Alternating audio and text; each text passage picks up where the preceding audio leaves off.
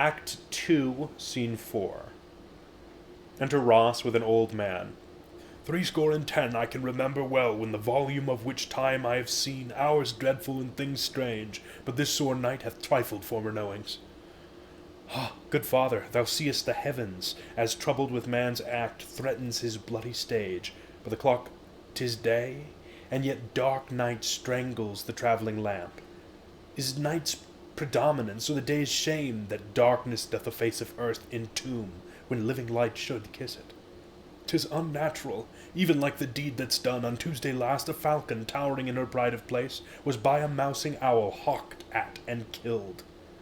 And Duncan's horses, the thing most strange and certain, beauteous and swift, the minions of their race, turned wild in nature, broke their stalls, flung out, contending 'gainst obedience, as they would make war with mankind. 'Tis said they ate each other. They did so, to the amazement of mine eyes that looked upon it. Here comes the good Macduff. How goes the world, sir, now? Why, see you not? Is it known who done this more than bloody deed? Those that Macbeth hath slain. Alas the day! What good could they pretend? They were suborned. Malcolm and Donalbain, the king's 2 sons, are stolen away and fled, which puts upon them suspicion of the deed. 'Gainst nature still, thriftless ambition that will raven up thine own life's means, then 'tis most like the sovereignty will fall upon Macbeth. He is already named and gone to Scone to be invested. Where is Duncan's body? Carried to Colmkill, the sacred storehouse of his predecessors, and guardian of their bones. Will you to Scone? No, cousin, I'll to Fife. Well, I will thither. Well may you see things well done there. Adieu, lest our old bones sit easier than our new. Farewell, father. Good God's benison go with you, and with those that would make good of bad and friends of foes. Act 3, Scene 1. Enter Banquo. Thou hast it now, King Cawdor Glams all, as the weird women promised, and I fear thou playedst most foully for it. Yet it was said it should not stand in thy posterity, but that myself should be the root and father of many kings. If there come truth from them, as upon thee, Macbeth, their speeches shine, why, by the verities on thee made good, may they not be my oracles as well, and set me up in hope? But hush, no more. Senate sounded. Enter Macbeth as king, Lady Macbeth as queen, Lennox, Ross, lords, and attendants. Here's our chief guest. If he had been forgotten, it had been as a gap in our great feast, and all thing unbecoming. Tonight we hold a solemn supper, sir, and I'll request your presence. Let your highness command upon me, to the which my duties are with a most indissoluble tie for ever knit. Ride you this afternoon? Aye, my lord. We should have else desired your good advice, which still hath been both grave and prosperous, in this day's council, but will take tomorrow. Is it far you ride? As far, my lord, as will fill up the time twixt this and supper. Go not my horse the better. I must become a borrower of the night, for a dark hour or twain. Fail not our feast. My lord, I will not. We hear our bloody cousins are bestowed in England and in Ireland, not confessing their cruel patricide, filling their hearers with strange invention. But of that tomorrow, when therewithal we shall have cause of state, craving us jointly, hie you to horse, adieu. Till you return at night, goes Fleance with you? Aye, my good lord. Our time does call upon us. I wish your horses swift and sure of foot, and so I do commend you to their backs. Farewell. Exit Banquo. Let every man be master of his time, till 7 at night, to make society the sweeter welcome. We will keep ourself till supper time alone. While then, God be with you. Exit lords, all but Macbeth and a servant. Sirrah, a word with you. Attend those men our pleasure. They are, my lord, without the palace gate. Bring them before us. To be thus is nothing, but to be safely thus. Our fears in Banquo stick deep, and in his royalty of nature reigns. That which would be feared, 'tis much he dares, and to that dauntless temper of his mind he hath a wisdom that doth guide his valor, to act in safety. There is none but he, whose being I do fear, and under him my genius is rebuked, as it is said. Mark Antony's was by Caesar. He chid the sisters when first they put the name of king upon me, and bade them speak to him. Then prophet-like they hailed him father to a line of kings. Upon my head they placed a fruitless crown, and put a barren scepter in my grip. Thence to be wrenched with an unlineal hand, no son of mine succeeding. If it be so, for Banquo's issue have I filed my mind. For them the gracious Duncan have I murdered, for rancors in the vessel of my peace, only for them and mine eternal jewel given to the common enemy of man, to make them kings, the seeds of Banquo kings. Rather than so come fate into the list, and champion me to the utterance. Who's there? Enter servant and 2 murderers. To servant, now go to the door, and stay there till we call. Exit servant. Was it not yesterday we spoke together? It was, so please your highness. Well then now, have you considered of my speeches? Know that it was he in the times past which held you so under fortune which you thought had been our innocent self. This I made good to you, in our last conference, passed in probation with you. How you were born in hand, how crossed the instruments, who wrought with them, and all things else that might to half a soul and to a notion crazed, say, thus did Banquo. You made it known to us. I did so, and went further, which is now our point of second meeting. Do you find your patience so predominant in your nature that you can let this go? Are you so gospelled to pray for this good man and for his issue, whose heavy hand hath bowed you to the grave, and beggared yours forever? We are men, my liege. Aye, in the catalogue ye go for men, as hounds and greyhounds, mongrels, spaniels, curs, souse, water rugs, demi-wolves are clept all by the name of dogs. The valued file distinguishes the swift, the slow, the subtle, the housekeeper, the hunter, every one according to the gift which bounteous nature hath in him closed, whereby he does receive particular addition from the bill, that writes them all alike, and so of men. Now if you have a station in the file, not in the worst rank of manhood, say it, and I will put that business in your bosoms, whose execution takes your enemy off, grapples you to the heart and love of us, who wear our health but sickly in his life, which in his death were perfect.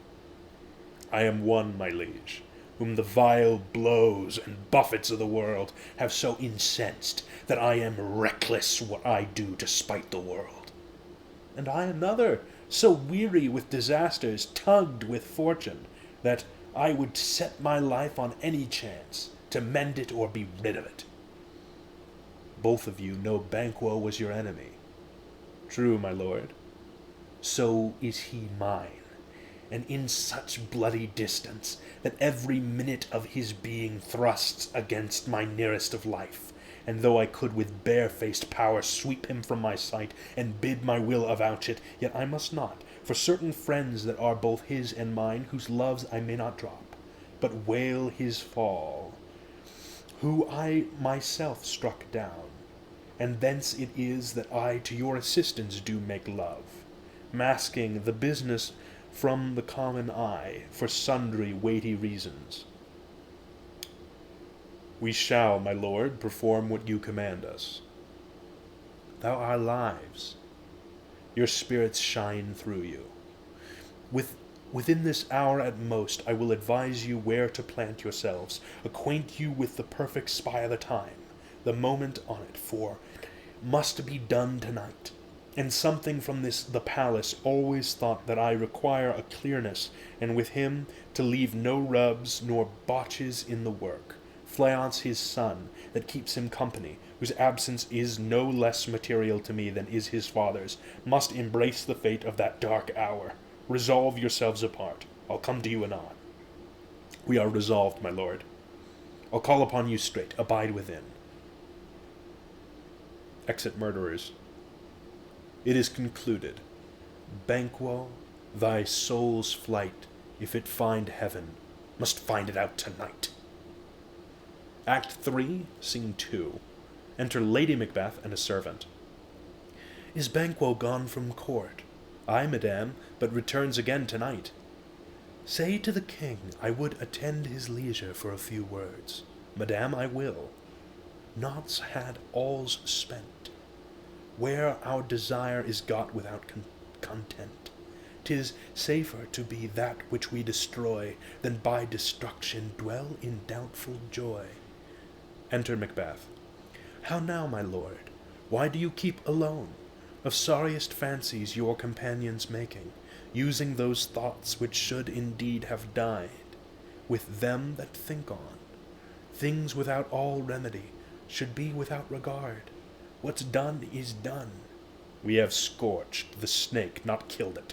She'll close and be herself, whilst our poor malice remains in danger of her former tooth. But let the frame of things disjoint, both the worlds suffer.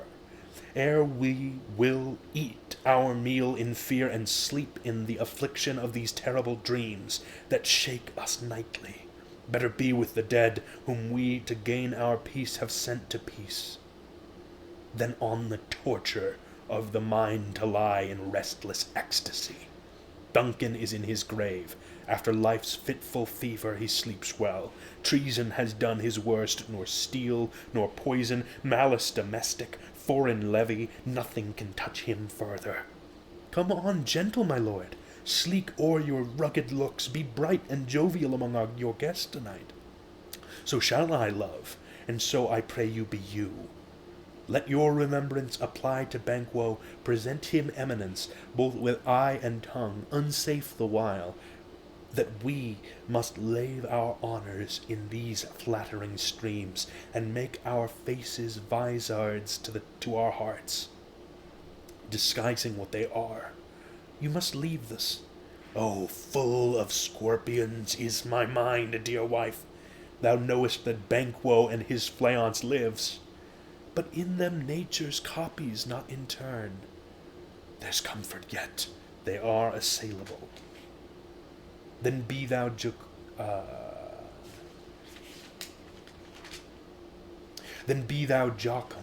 ere the bat hath flown, his cloistered flight ere to black Hecate's summons. The shard-born beetle with his drowsy hums hath rung night's yawning peal. There shall be done a deed of dreadful note. What's to be done? Be innocent of the knowledge, dearest Chuck, till thou applaud the deed. Come, sealing night, scarf up the tender eye of pitiful day, and with thy bloody and invisible hand cancel and tear to pieces that great bond which keeps me pale. Light thickens, and the crow makes wing to the rooky wood. Good things of day begin to droop and drowse, while night's black agents to their praise do rouse. Thou marvellest at my words, but hold thee still. Things bad begun make strong themselves by ill. So prithee go with me. Exit. Act 3, Scene 3. Enter 3 murderers.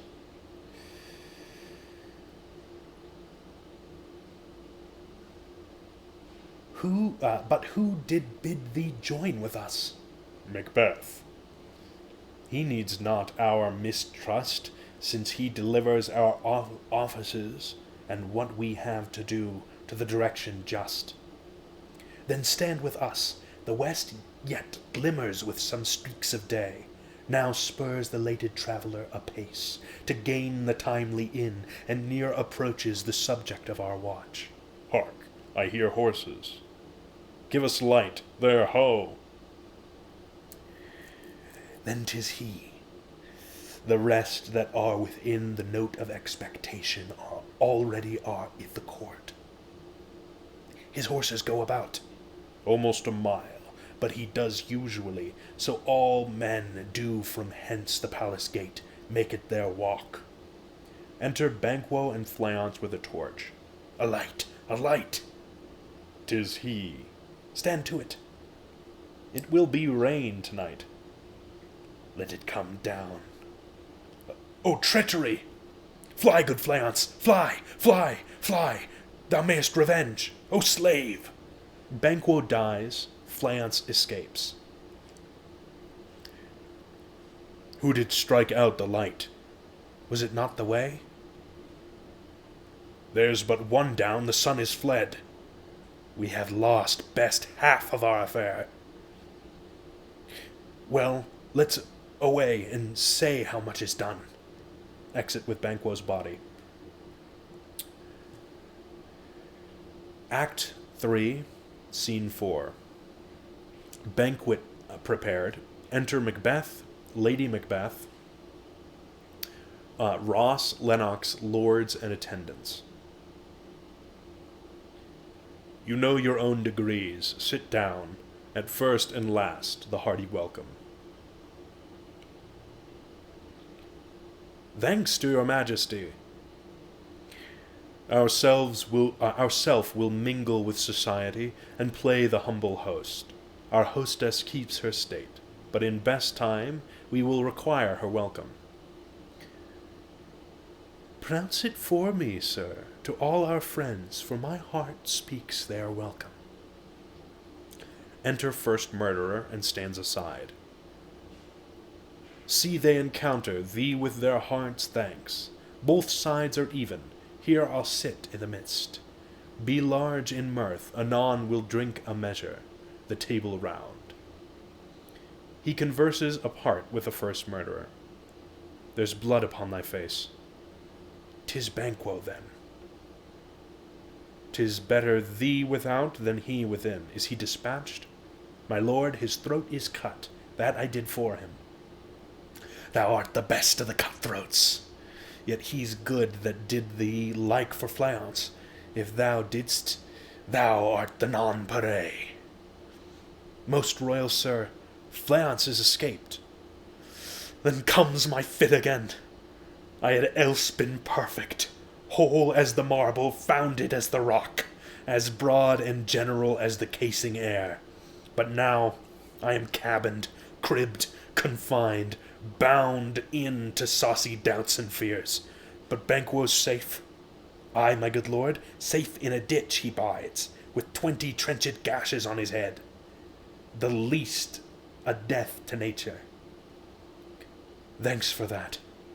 There the grown serpent lies, the worm that's fled. Hath nature that in time will venom breed. No teeth for the present. Get thee gone. Tomorrow we'll hear ourselves again. Exit first murderer. My royal lord, you do not give the cheer, the feast is sold. That is not often vouched, while 'tis a-making.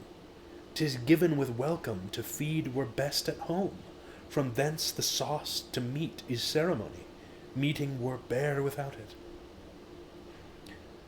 Enter the ghost of Banquo, and sits in Macbeth's place. Sweet remembrancer, now good digestion waits on appetite, and health on both. May it please your highness, sit.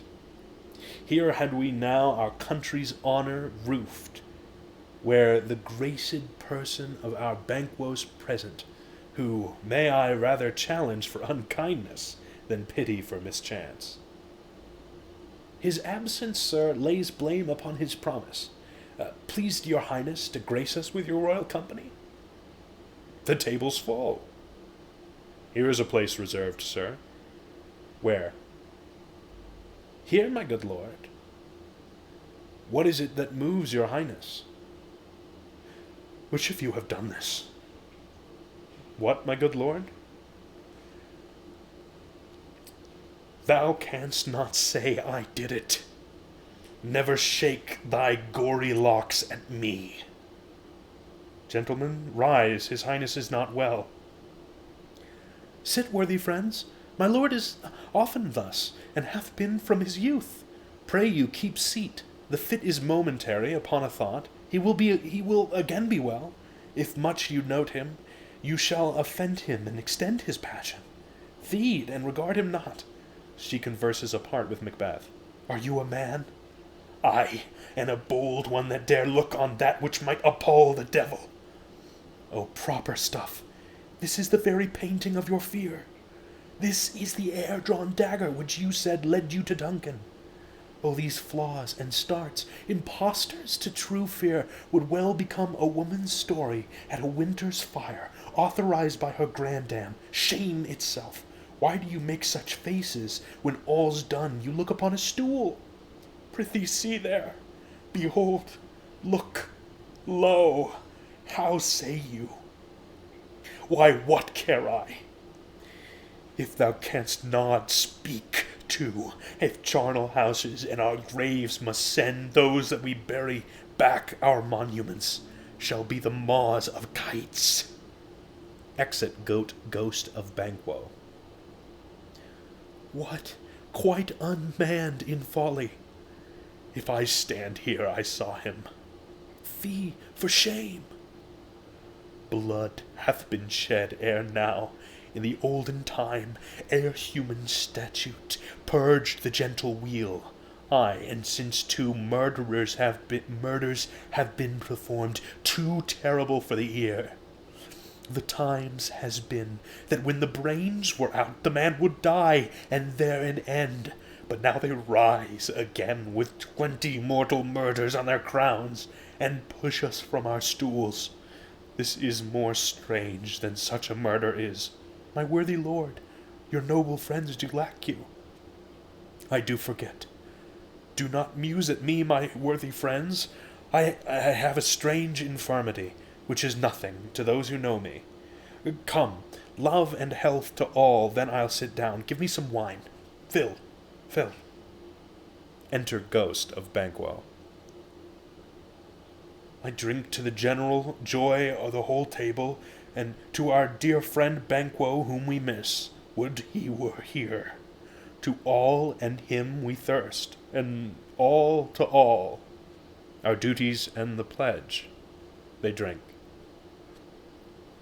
Macbeth to Ghost of Banquo. Avaunt, and quit my sight. Let the earth hide thee. Thy bones are marrowless, thy blood is cold. Thou hast no speculation in those eyes which thou dost glare with. Think of this, good peers, but as a thing of custom. 'Tis no other, only it spoils with the pleasure of the time. What man dare, I dare, approach thou like the rugged Russian bear, the armed rhinoceros, or the Hiken tiger.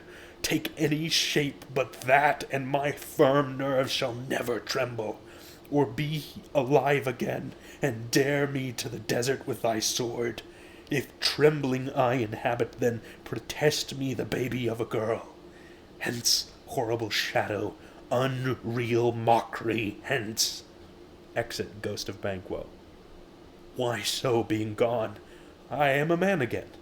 Pray you sit still. You have displaced the mirth, broke the good meeting with most admired disorder.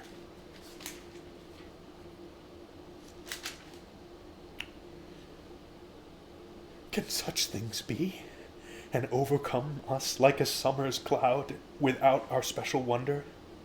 You make me strange, even to the disposition that I owe, when now I think you can behold such sights and keep the natural ruby of your cheeks when mine is blanched with fear. What sights, my lord? I pray you, speak not. He grows worse and worse. Question enrages him. At once, good night. Stand not upon the order of your going, but go at once. Good night, and better health attend his majesty. A kind good night to all. Exit lords and attendants. It will have blood, they say. Blood will have blood. Stones have been known to move and trees to speak. Augurs and understood relations have by maggot pies and coughs and rooks brought forth the secrets of man of blood. What is the night? Almost at odds with morning, which is which. How sayest thou that Macduff denies his person at our great bidding? Did you send to him, sir? I hear it by the way, but I will send. There's not a one of them but in his house. I keep a servant feed. I will tomorrow, and betimes I will to the weird sisters. More shall they speak, for now I am bent to know. By the worst means the worst. For mine own good all causes shall give way. I am in blood, stepped in so far, that should I wade no more, returning were as tedious as going o'er. Strange things I have in head that will to hand, which must be acted, ere they may be scanned. You lack the season of all natures, sleep. Come, will to sleep? My strange and self-abuse is the initiate fear that wants hard use. We are yet but young indeed. Exit. Act 3, Scene 5. Thunder. Enter the three witches, meeting Hecate. First witch. Why, how now, Hecate? You look angrily.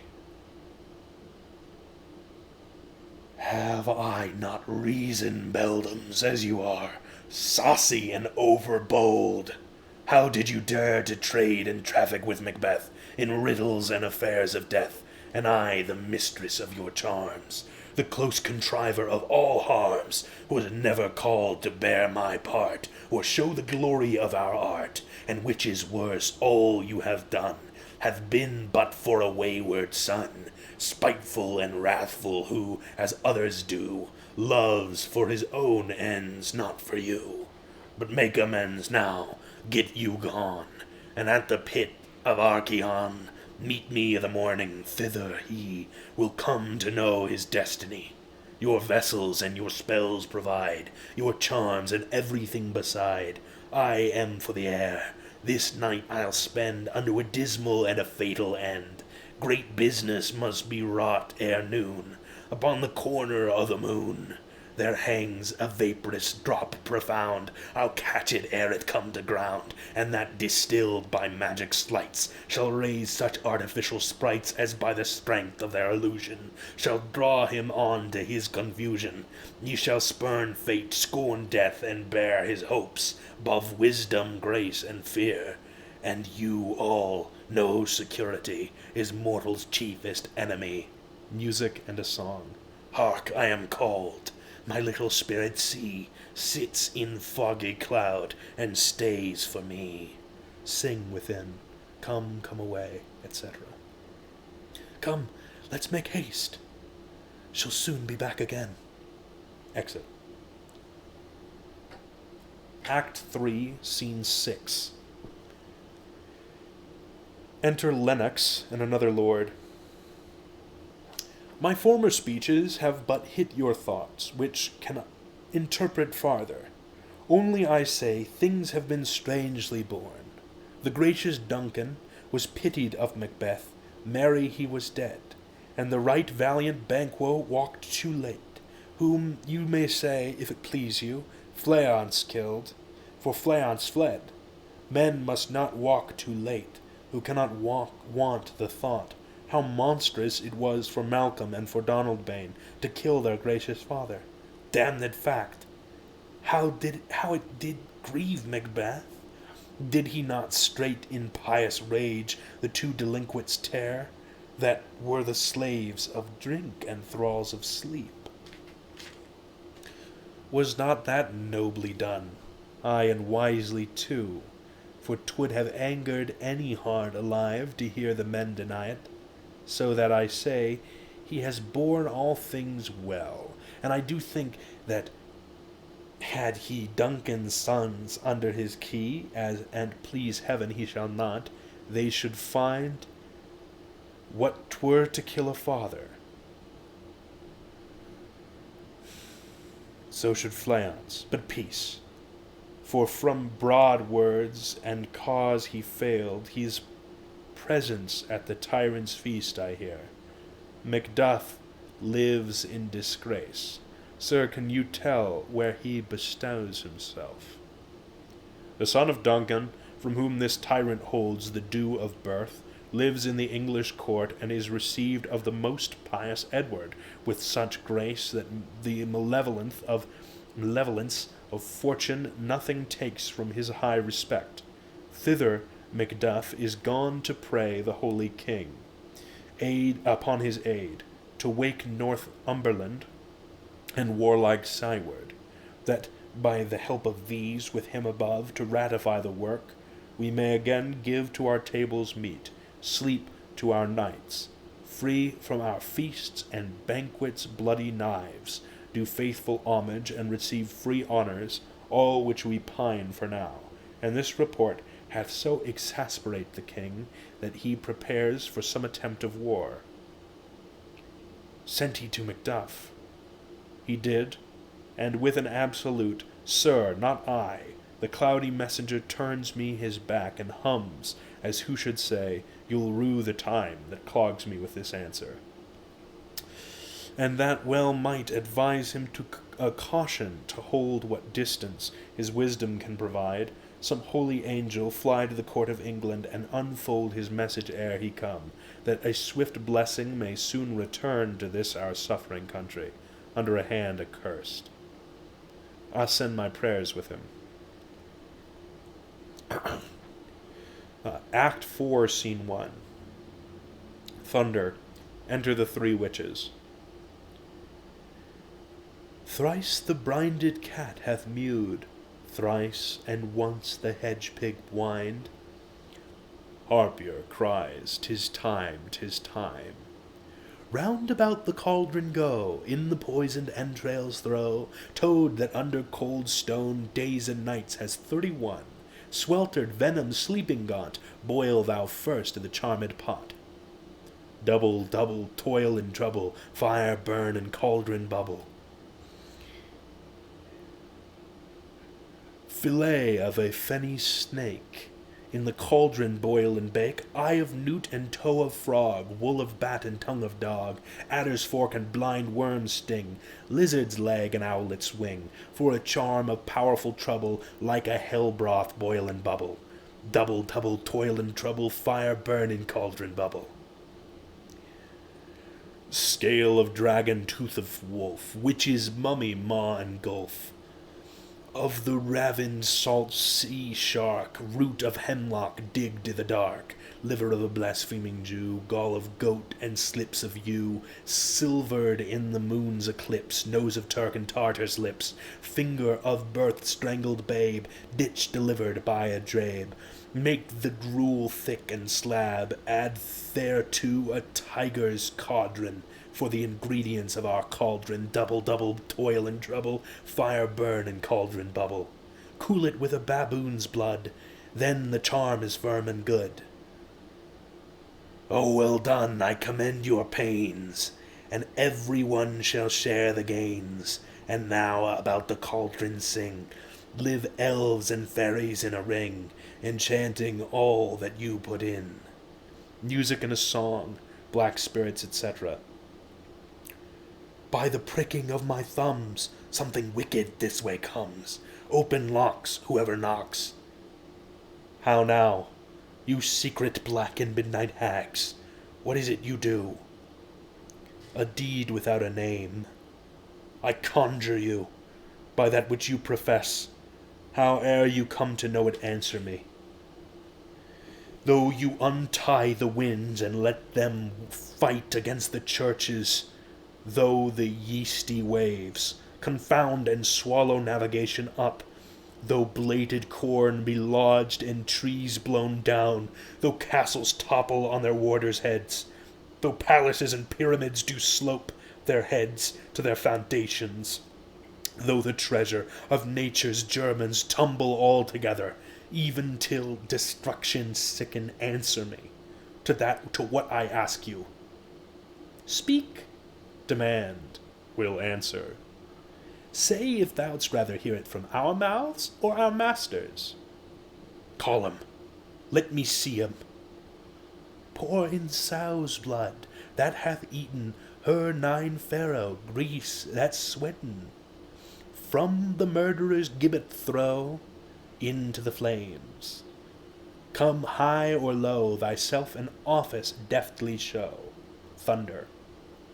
First apparition an armed head. Tell me, thou unknown power, he knows thy thought. Hear his speech, but say thou not. Macbeth, Macbeth, Macbeth, beware Macduff, beware the Thane of Fife. Dismiss me. Enough. He descends.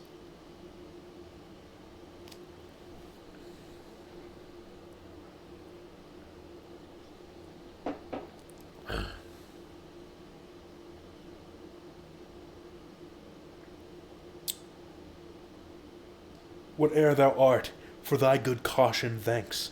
Thou hast harped my fear aright. But one word more. He will not be commanded. Here's another more potent than the first. Thunder. Second apparition. A bloody child. Macbeth. Macbeth. Macbeth. Had I 3 ears, I'd hear thee. Be bloody, bold, and resolute. Laugh to scorn the power of man, for none of woman born shall harm Macbeth. He descends. Then live, Macduff. What need I fear of thee? But yet I'll make assurance double sure, and take a bond of fate. Thou shalt not live, that I may tell pale-hearted fear it lies, and sleep in spite of thunder. Thunder. Third apparition. A child crowned with a tree in his hand. What is this that rises like the issue of a king, and wears upon his baby brow the round and top of sovereignty? Listen, but speak not to it. Be lion-mettled, proud, and take no care who chafes, who frets, or where conspirers are. Macbeth shall never vanquished be, until great Birnam Wood come to high Dunsany Hill, shall come against him. He descends. That will never be. Who can impress the forest, bid the tree unfix his earth-bound root? Sweet Bodman's good, rebellious dead, rise never till the wood of Birnam rise, and our high-placed Macbeth shall live the lease of nature, pay his breath to time and mortal custom. Yet my heart throbs to know one thing. Tell me, if your art can tell so much, shall Banquo's issue ever reign in this kingdom? Seek to know no more. I will be satisfied. Deny me this, and an eternal curse fall on you. Let me know. Why sinks the cauldron? What noise is this? Show, show, show. Show his eyes and grieve his heart. Come like shadows, so depart. A show of 8 kings, and Banquo last, the 8th king, with a glass in his hand. Thou art too like the spirit of Banquo. Down thy crown to sear mine eyeballs, and thy hair, thou other gold-bound brow, is like the first, a third is like the former. Filthy hags, why do you show me this? A fourth, start eyes, what Will the line stretch out to the crack of doom? Another yet, a seventh, I'll see no more. And yet the eighth appears, who bears a glass which shows me many more. And some I see that twofold balls and treble sceptres carry. Horrible sight! Now I see 'tis true, for the blood-boltered Banquo smiles upon me and points at them for his. The show of kings and Banquo vanish. What, is this so? Aye, sir, all this is so. But why stands Macbeth thus amazedly?